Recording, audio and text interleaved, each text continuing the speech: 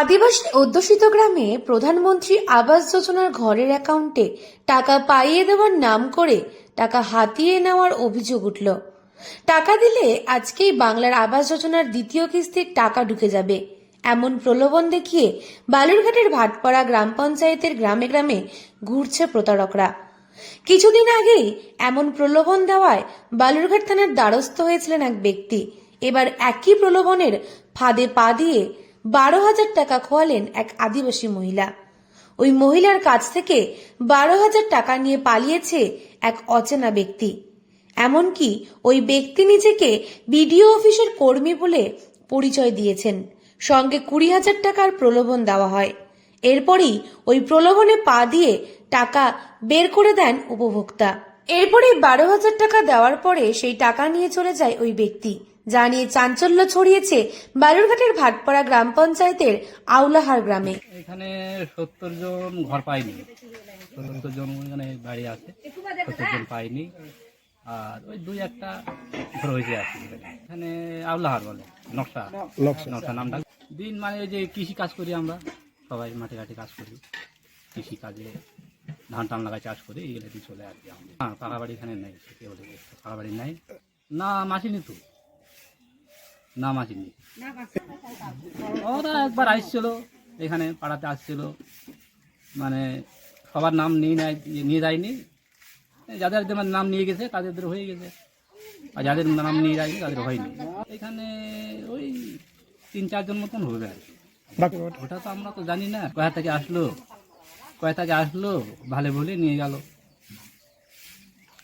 লোকটা তো চিনি না আমরা। এদিকে বালুরঘাট ব্লক প্রশাসন জানিয়েছেন, ব্লক অফিস থেকে এমন কেউ যায়নি। এমনকি যেভাবে টাকা চাইবে তার বিরুদ্ধে থানায় যাওয়ার পরামর্শ দিয়েছে ব্লক প্রশাসন। প্রশাসন সূত্রে খবর, প্রতারিত ওই মহিলার নাম পার্বতী হাসদা। ওই মহিলার স্বামী মৃত্যু হয়েছে। বিধবা ওই মহিলার ঘরের প্রয়োজন ছিল, তাই ওই মহিলাকে ঘর দেওয়া হয়েছে। প্রথম কিস্তির টাকায় ওই মহিলা ঘর তৈরি করেছিল, কিন্তু দ্বিতীয় কিস্তির টাকার অপেক্ষায় ছিলেন তিনি। এরই মধ্যে গত 12 তারিখে ওই মহিলার বাড়িতে একজন বাইক নিয়ে গিয়েছিল। প্রথমে আধার কার্ড এবং ঘরের ছবি তোলেন, এরপরেই 20,000 টাকা চাওয়া হয়। তা দিতে না পারলে অবশেষে 12,000 টাকা দেওয়া হয়।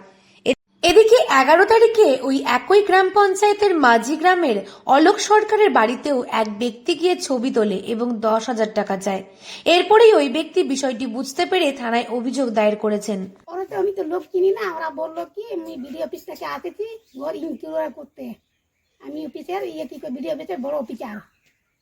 তোমার নিউটন ঢালাই হয়ে গেছে, তোমাকে টাকা দিতে হবে। টাকা দিলে পরে কালকের মধ্যে তোমাকে 1,20,000 টাকা পাবেন, ঢুকে দেবো।